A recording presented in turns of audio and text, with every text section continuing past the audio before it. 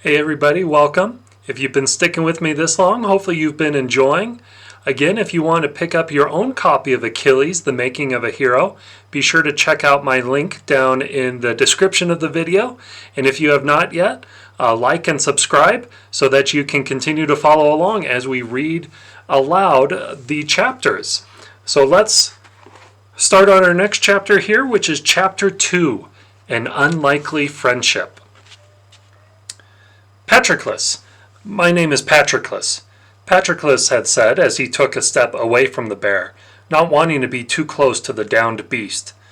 Though the thought of what had happened last night had momentarily left him, the encounter with the bear had created a whole new world of shock and worry in Patroclus's head.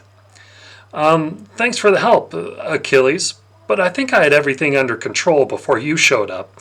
Patroclus smiled with a knowing grin, appreciating the fact that he could still make a joke despite the fact that he had been staring death in the face a couple of minutes ago. His own attempt at humor relaxed him, and a flood of relief washed over him.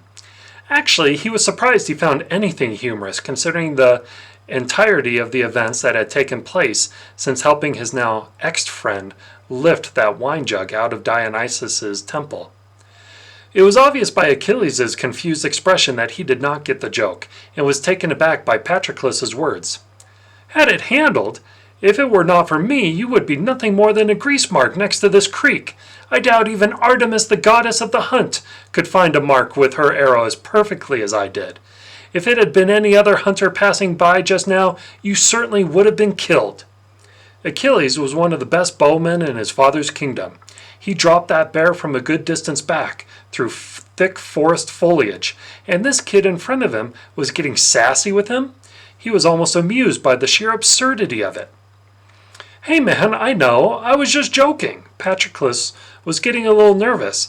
Obviously this Achilles wasn't someone to mess around with too much. He didn't want the next arrow out of his quiver to make its way into Patroclus's eye. I totally know, I owe my life to you.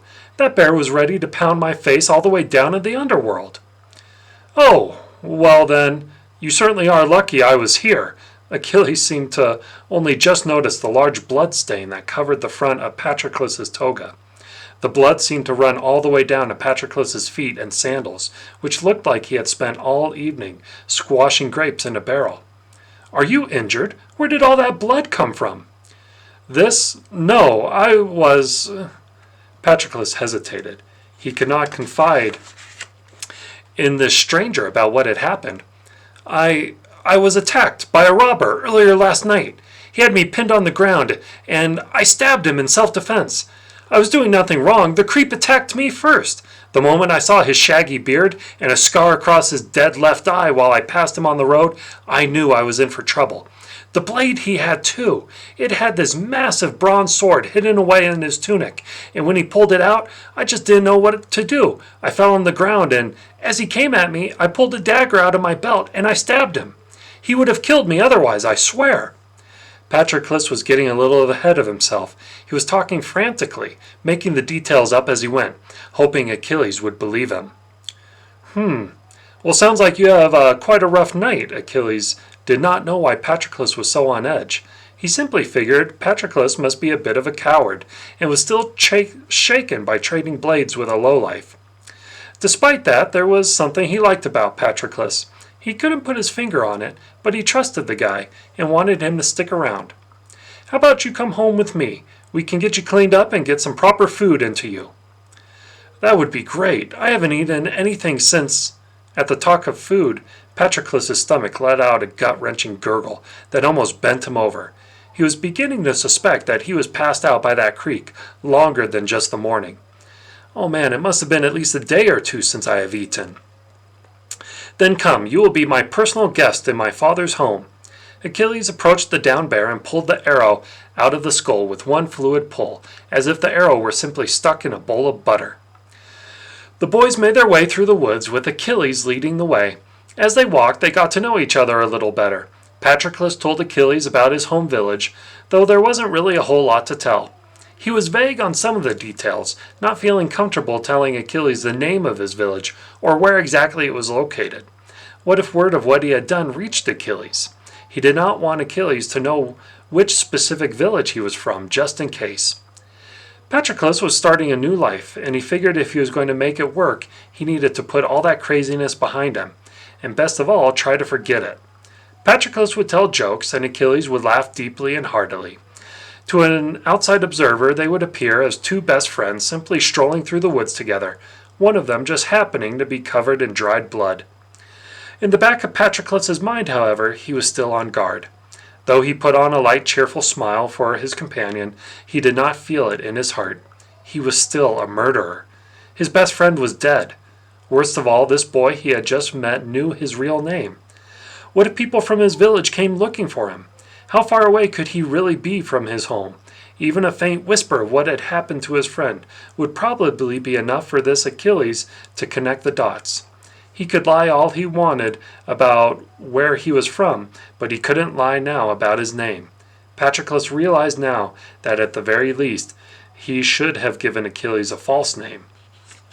He just hoped it would not come down to running away from this boy, because he doubted he would be able to do that very successfully. As they walked, Achilles would point out certain spots and comment about the different animals he had hunted. There he took down a rabbit mid-run with his bow. By that tree he shot down a bird while galloping along on his horse. That rock was where he hid and then ambushed a towering buck, taking it down with only his sword, and so on. The exploits seemed fantastic, but they were assuredly all true. It quickly became obvious to Patroclus that Achilles' favorite thing to talk about was himself, which was perfect for Patroclus because he did not want to accidentally reveal too much about his own past. Achilles was a prince, the prince of Myrmidon, a small rocky city-state that was not really any good for farming or raising herds. Myrmidon, like Sparta, focused on raising soldiers. As the king's son, Achilles grew knowing that a lot was expected of him. Fortunately, Achilles was a natural. By the time he could walk, he seemed more balanced with a blade or javelin in his hands. King Peleus, Achilles' father, spared no expense in training his son, whom he foresaw as a great general who would lead Myrmidon's army one day. The only real problem with Achilles was he was good, and he knew it. From the day he started formal training in the basic arts of war, armed and unarmed combat, archery, chariot racing, and horseback riding, he left behind a string of frustrated and often injured instructors. Simply put, none of his instructors could keep up. They would each stick around for a week or two, maybe a month, until Achilles would inevitably surpass them in ability. There was more than one instructor who had to leave due to severe injuries sustained in the practice ring. Achilles would blow past their defense and, even with blunted plastic blades, would cause some serious damage. As Achilles grew, so did his skill and strength. In practice and training, he was unmatched. It was said among many of the soldiers in Myrmidon that Achilles had never even been touched during a fight, never been injured once. Of course, everyone said it was just a story, but privately no one could personally remember the boy ever actually being injured. Injury and defeat was how a soldier learned while they trained, but for Achilles they never seemed to be an option.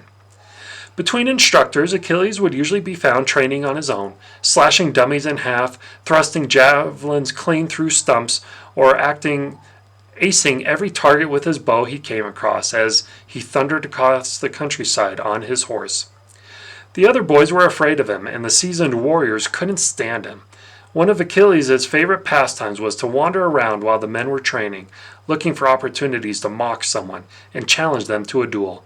For the most part, the Myrmidons would ignore him partly out of annoyance and partly out of fear. If they accepted, they would be beaten by a mere child. Achilles, unsurprisingly, became pretty short-tempered and cocky over the years. As a 14-year-old, Achilles was, by right, able to train with the adult soldiers. He still left a wake of broken bodies along the path to finding someone who could actually challenge him in his skills. And it upset him that he could not find a warrior up to the challenge. "I hate it because I'm the best fighter in the whole city, and yet my father refuses to let me join the military ranks. I have never even had the chance to use my skills outside of the practice ring. They are all just jealous." Achilles had gotten increasingly moody as they walked. "Well, hey man, at least anyone that tries to give you a hard time is going to get their butt seriously whooped. I'm sure your dad is simply waiting for the right time to enlist you," Patroclus said, trying to break the tension a bit. "Perhaps you're right, Patroclus, but that does not make it any easier. A person of my skill and ability should be leading men into battle, not hacking at dummies in the training courtyards." "Maybe that is why I'm here, to teach you a thing or two about fighting, bring you up to scratch," Patroclus said, laughing, as he gave Achilles a playful shove on the shoulder. Achilles seemed confused for a heartbeat, but then threw back his head and laughed. "I will have to get used to your humor, Patroclus. Usually I would challenge someone who spoke to me in such a way, leaving them with a broken bone or two." Achilles continued to laugh. He liked Patroclus. He did not get the feeling that Patroclus was afraid of him, or didn't want him around like many of the soldiers and other citizens of Myrmidon. In the few hours they had spent walking through the woods, Achilles felt like he had a better friend with Patroclus than he had with anyone else back home. As their laughter died down, Patroclus looked seriously at Achilles. "I know I owe you my life, Achilles. There is nothing for me in my old life, my old village. I have a huge debt I owe you, and if you don't mind, I would like to stick with you until that debt can be repaid." Achilles stared at Patroclus with those piercing eyes of his, and simply nodded, as if no words were needed. The boys continued to walk in silence for a time after that. Before long, a column of men on horses appeared ahead on the road.